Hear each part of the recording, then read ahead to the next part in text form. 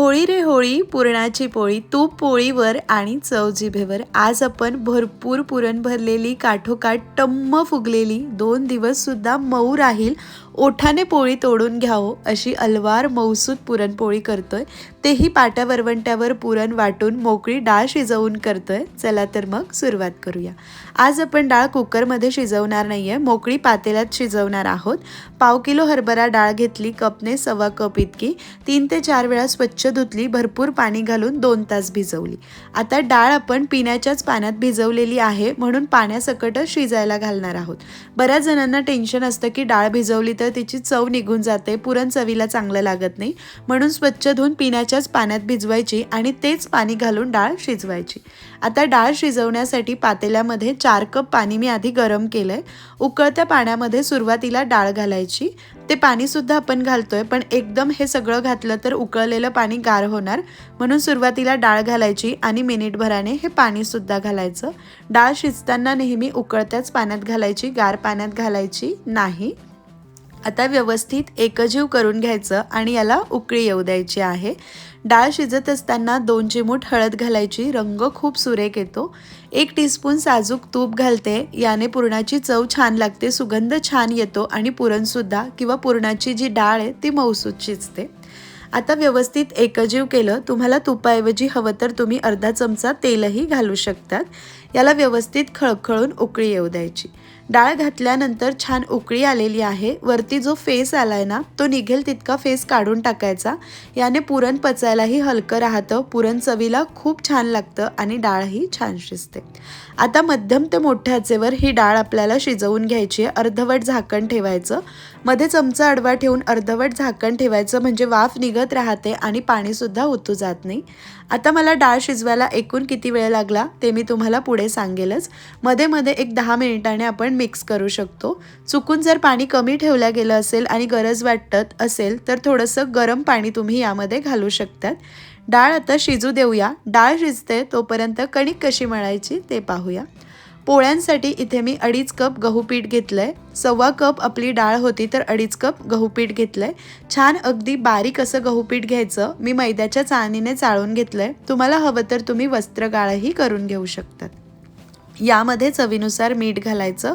मीठ खूप कमीही घालायचं नाही, नाहीतर पुरणपोळ्या करताना फाटतात। पीठ भिजवण्यासाठी साधं रूम टेम्परेचरचं पाणी घेतलंय, त्यामध्ये 2 चिमूट हळद घालून मिक्स करायची आणि हळदीच्या पाण्याने पीठ मळून घेऊया, म्हणजे पोळीला रंग खूप छान येतो। पिठामध्येही आपण हळद घालू शकतो, पण ती कुठे कुठे मिक्स होते, कधी जास्त होते, म्हणून पाण्यात घालून मळायचं, एकसारखा रंग येतो। छान असं घट्टसर पीठ मळून घ्यायचं। तुम्ही म्हणाल आरती पुरणपोळ्यांसाठी मऊसूत कणिक लागते, पण आज आपण जास्त तिंबणार नाहीये, जास्त तेल आपल्याला वापरायचं नाहीये, म्हणून एका वेगळ्या पद्धतीने हिला मुरवून घेणार आहोत, म्हणून सुरुवातीला घट्ट मळायचं। घट्टसर पीठ मळून घेतलं, स्वच्छ कोरड्या पांढऱ्या कापडामध्ये हे पीठ काढून घ्यायचं आणि त्याची पुरचुंडी तयार करायची। व्यवस्थित अशी पुरचुंडी तयार करून घ्यायची, त्याला गाठसुद्धा मारायची। त्याच भांड्यात ही पुरचुंडी ठेवायची आणि पीठ बुडेल इतकं पाणी घालायचं। या पद्धतीने आता 15 ते 20 मिनिटे पाण्यामध्ये हे पीठ मुरू द्यायचंय। असं पीठ मुरवून घेतलं की आपल्याला जास्त तेल लागत नाही मळण्यासाठी आणि जास्त वेळ तिंबत सुद्धा बसावं लागत नाही। 15 ते 20 मिनिटं मुरू देऊया। आपलं पीठ मुरतंय तोपर्यंत इथे आपली डाळ व्यवस्थित शिजलेली आहे। मला ही डाळ शिजण्यासाठी मध्यम ते मोठ्या आचेवर एकूण 30 मिनिटे लागली। डाळ भिजवून शिजवली ना की खूप लवकर शिजते, अजिबात जास्त वेळ वगैरे लागत नाही। पाहू शकता डाळ अगदी परफेक्ट शिजलेली आहे, अगदी मेणासारखी मऊसूत झाली आहे। कोरडी ठेवायची नाही, कच्ची ठेवायची नाही, बोट फिरवताच लोण्यासारखी मऊसूत होते। येळवणीचं पाणी सुद्धा खूप छान निघालेलं आहे, म्हणजे कटाची आमटी सुद्धा खूप छान होईल। आता पुरणाला चटका द्यायचा आहे, तत्पूर्वी ही शिजलेली डाळ एका चाळणीवर काढायची आणि 5 मिनिटे हे पाणी असंच निथळण्यासाठी ठेवायचं। डाळीमध्ये पाणी राहू द्यायचं नाही, पाणी राहिलं तर पुरण पातळ होतं। हे संपूर्ण पाणी 5 मिनिटे निथळू देऊया। 5 मिनिटे डाळ चाळणीवर काढून ठेवली, संपूर्ण पाणी निथळलं आणि या खाली राहिलेल्या पाण्याची आपण कटाची आमटी करायची असते। आता मला जास्त भांडी भरवायची नाहीये, म्हणून ज्या भांड्यात मी डाळ शिजवली त्यामध्ये चटका देऊन घेणार आहे। त्यामध्येच पाणी निथळलेली डाळ घालायची आणि यामध्ये बारीक चिरलेला गूळ घालायचा। 1/4 कप डाळ होती तर बरोबर 1/4 कप चिरलेला गूळ घालायचा म्हणजे समप्रमाणात. वजनी 1/2 किलो डाळ होती तर बरोबर 1/2 किलोच मी गूळ घातलेला आहे. गूळ घालून व्यवस्थित एकजीव करायचं. गूळ विरघळेपर्यंत गॅस मोठा ठेवायचा आणि गूळ छान विरघळला की गॅस कमी करून पुरणाला छान शिजवून घ्यायचा आहे. कुकरमध्ये आपण जेव्हा डाळ शिजवतो ना तेव्हा त्या पुरणाला चटका द्यायला किंवा त्याला शिजायला 10 ते 15 मिनिटाचा वेळ लागतो. पण आपण जेव्हा मोकळी डाळ अशी पातेल्यात शिजवून घेते तर गूळ घातल्यानंतर हे पुरण शिजायला जास्त वेळ लागत नाही. एक 5 ते 6 मिनिटामध्ये शिजून होतं. म्हणून व्यवस्थित शिजवा, मध्ये मध्ये मिक्स करा म्हणजे तळ धरणार नाही. अति शिजवू नका म्हणजे कोरडंही होणार नाही. 5 ते 6 मिनिटे पुरण छान शिजवलं, त्यामध्ये चमचा छान उभा राहतोय, तो पडत नाहीये म्हणजे पुरण परफेक्ट शिजलेलं आहे. यापेक्षा जास्त शिजवायचं नाही. यामध्ये अर्धा टीस्पून वेलची, जायफळ, सुंटाची पूड घालायची. शेवटी घालायची म्हणजे सुगंध छान टिकून राहतो. त्याचसोबत यामध्ये अर्धा टीस्पून साजूक तूप घालायचं म्हणजे पुरण चवीला अजून छान लागतं आणि 2 दिवस सुद्धा हे पुरण पोळीमध्ये मऊसूत राहतं, कोरडं पडत नाही. छान आपलं पुरण तयार झालं. गॅस बंद केला. आता हे गरम गरम पुरण जर तुम्ही चाळणीतनं वाटणार असाल तर गरम गरम वाटायचं वरतून एखाद्या ग्लासने करून, जसं आपण नेहमी करतो. पण आज आपण पाटा वरवंट्यावर करतोय, हाताला चटका लागू नये म्हणून हलकंसं याला रूम टेम्परेचरला येऊ देते म्हणजे हाताला सोसवेल असं आणि लगेच आपण मग वाटून घेऊ. पुरण आपलं हात लावता येईल असं झालेलं आहे. खूप पण गार नाही करायचं. पाटा वरवंटा माझ्याकडे आहे, तो तयार आहे. पूर्वी मी आईला यावर करताना पाहिलेलं आहे. छान असं ही डाळ परफेक्ट शिजली आहे ना, त्यामुळे पुरण व्यवस्थित वाटता येतंय. वाटत असताना छान असं हे वाटायचं आणि थोडी थोडी डाळ पुढे घ्यायची. तुम्ही करतात का मंडळी अशा पाट्यावर पुरण वाटून पोळ्या? मला कमेंट करून नक्की कळवा. किंवा तुमच्या घरी कोणी करतं का ते सुद्धा सांगा. संपूर्ण पुरण मी याच पद्धतीने वाटून घेते आणि सगळं वाटून झालं की तुम्हाला दाखवते. तर मंडळी, एक घाणा इथे आपला वाटून झालाय मस्त मऊसूत. आता उरलेलं पुरण सुद्धा याच पद्धतीने वाटून घेते. मी संपूर्ण पुरण वाटून घेतलेलं आहे आणि जरा कोमट झाल्यावर आपण वाटलं होतं, त्यामुळे हे गार सुद्धा झालं. तुमचं पुरण गरम असेल तर त्याला संपूर्ण गार करायचं आणि मगच पोळ्या करायच्या. चला, आपलं पुरण झालेलं आहे. तोपर्यंत कणिक सुद्धा छान मुरली 15 ते 20 मिनिटे, त्यापेक्षा जास्त मुरवायची नाही. यातलं हे एक्स्ट्राचं पाणी हलक्या हाताने पिळून काढायचं. हे पाणी असंच फेकू नका, झाडांना घाला, खूप फायदेशीर असतं. आता ही कणिक परत भांड्यात काढून घ्यायची आणि यामध्ये फक्त 2 टीस्पून तेल घालायचंय आणि हे तेल या कणकेमध्ये मुरेल इतकंच आपल्याला मळून घ्यायचंय. जास्त सुद्धा मळून घेण्याची गरज पडत नाही.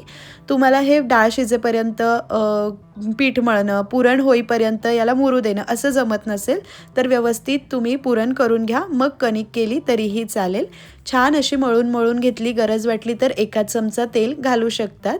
छान गुळगुळीत कणिक झाली आहे. फक्त 5 मिनिटे झाकून ठेवू आणि लगेच पोळ्या करूया. तर पुरणसुद्धा गार झालेलं आहे. संपूर्ण पुरणाचे आपल्याला एकत्रच गोळे करून घ्यायचे. 1/2 किलो डाळ घेतली की बरोबर 9 ते 10 पोळ्या परफेक्ट होतात. मस्त मऊसूत पुरण झालेलं आहे. संपूर्ण गोळे आधीच करून घेतले की सारख्या पिठाला हात लागत नाही पुरणाचा आणि मग पीठसुद्धा खराब होत नाही. गोळे करून झालेले आहे. कणिकसुद्धा 5 मिनिटं छान मुरलेली आहे. कणकेचा छोटासा गोळा घ्यायचा. मी नेहमी कणकेच्या दुप्पट पुरण भरत असते, तुम्ही पाहू शकतात. नवशिकी असाल तर जितकी कणिक तितकं पुरण भरलं तरीही चालेल. आता कणकेचा गोळा घ्यायचा, सुक्या गहू पिठामध्ये व्यवस्थित घोळवायचा आणि याची पारी करायची. अंगठामध्ये आणि 4 बोटं बाहेर या पद्धतीने ठेवून मध्यभागी थोडी जाडसर आणि कडेला पातळ अशी पारी करून घ्यायची. व्यवस्थित पारी करून झाली, यामध्ये पुरण ठेवायचं आणि हा गोळा छान बंद करून घ्यायचा. पारी खूप मोठीही करायची नाही. एका अंगठ्याने पुरणमध्ये दाबत राहायचं आणि दुसऱ्या हाताने कणिक वरती आणायची. व्यवस्थित गोळा बंद करून घ्यायचा. तुम्हाला असं पारी करून जमणार नसेल तर छोटीशी पारी लाटून घ्यायची, जशी आपण मोदक करण्यासाठी ठेवतो त्यामध्ये पुरण भरायचं आणि मोदक बंद करतो तसं बंद करायचं. एक्स्ट्रा थोडंसं पीठ होतं तिथे चिकटून द्यायचं. आता हा उंडा व्यवस्थित सुक्या पिठामध्ये घोळवायचा. अति सुकं पीठही लावू नका आणि या पद्धतीने याला जरासा मी हातावर पसरट करते. तुम्ही पोलपाटावर ठेवून बोटांनी पसरट केला तरीही चालेल. फक्त लाटण्याआधी जरा पसरट करायचा म्हणजे पुरण काठापर्यंत जातं. आता हलक्या हाताने पोळी आपल्याला लाटून घ्यायची आहे। लाटताना तुम्हाला ज्याची सवय असेल ते लाटणं तुम्ही वापरू शकतात। मला रेषांच्याच लाटण्याची सवय आहे। लाटताना पोळी नेहमी उलटून पलटून दोन्ही बाजूने लाटायची, म्हणजे एकसारखी होते।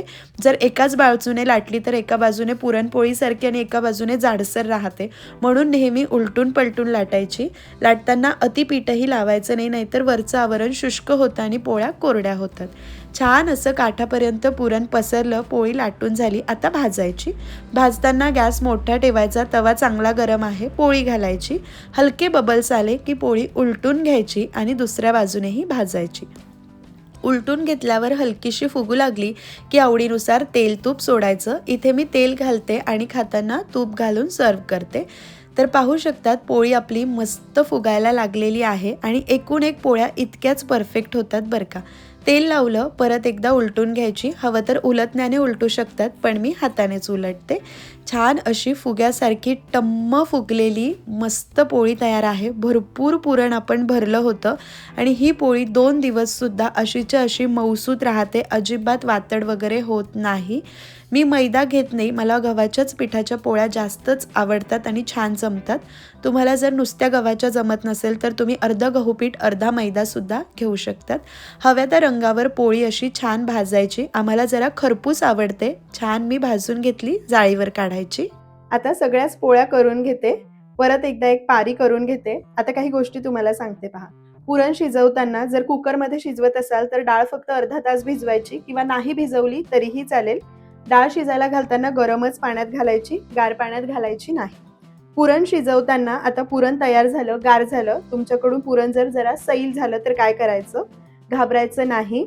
ज्या भांड्यात पुरण शिजवलं त्यामध्ये चमचाभर तूप घालायचं, त्यामध्ये ते पुरण घालायचं आणि त्याला जरा वेळ परतून घ्यायचं। गार झालं की मग त्याच्या पोळ्या छान होतात। जर चुकून पुरण कोरडं झालं, जास्त शिजल्या गेलं किंवा डाळ जर कमी शिजली तर काय करायचं?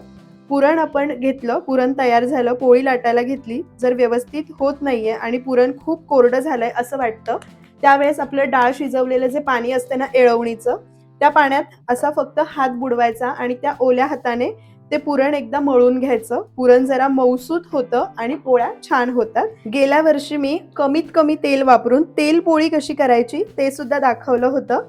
तो व्हिडिओ तुम्ही पाहिला नसेल ना तर डिस्क्रिप्शनमध्ये त्याची सुद्धा लिंक देते, तो सुद्धा तुम्ही पाहू शकता। दुसरी सुद्धा पोळी आता छान भाजून घेऊया। तवा व्यवस्थित गरम आहे, पोळी घातली, बबल्स येऊ द्यायचे। पोळीवर बबल्स आले, उलटून घेऊया। शक्यतो मी उलटताना हातानेच उलटते, तुम्हाला हवं तर तुम्ही उलटण्याने सुद्धा उलटून घेऊ शकता। पोळी उलटल्यावर फुगायला लागली की मग तेल घालायचं। तेल व्यवस्थित लावायचं बरं का पुरणपोळीला, खूप कमी नाही, अति नाही लावायचं, पण खूप कमी सुद्धा नाही लावायचं। उलटून घेऊया।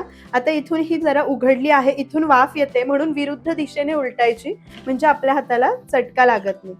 या छोट्या मोठ्या गोष्टी ना आपण जेव्हा पोळ्या करतो आपल्याला सवय होते आणि करता करताच हे अनुभव आपल्याला येतात। छान अशी दुसऱ्या बाजूनेही भाजून घेत, न फाटणारी न फुटणारी दुप्पट पुरण भरलेली मऊ लुसलुशीत अशी पुरणपोळी आपली इथे तयार होते। पोळी भाजताना खूप जास्त वेळा ही उलटपलट करायची नाही, एक 2 ते 3 पलटी, म्हणजे एकदा घातली, उलटली, तेल लावलं, दुसऱ्या बाजूनेही लावलं, पोळी काढून घ्यायची। मस्त अशी पोळी आपली तयार झाली। तर मंडळी, या पद्धतीने मस्त अशा पुरणपोळ्या आपल्या तयार आहे। एकूण एक पुरणपोळी अगदी परफेक्ट झाली आहे। रंग किती सुरेख आलेला आहे, एकही पोळी फाटलेली फुटलेली नाही, भरपूर सारण आपण भरलेलं आहे। जमतील तितक्या सगळ्या टिप्स देऊन छान अशी पुरणपोळीची रेसिपी मी तुम्हाला दाखवलेली आहे। कुकरमध्ये डाळ शिजवून पोळी तर नेहमीच करतात हो, या पद्धतीने पोळी यावर्षी नक्की करून पहा। तर मंडळी, आजची रेसिपी तुम्हाला थोडी जरी आवडली असेल तर एक लाईक करा, नातेवाईक मित्रमंडळीमध्ये रेसिपीची लिंक शेअर करा आणि चॅनलवर नवीन असाल तर पटकन सबस्क्राईब नक्की करा।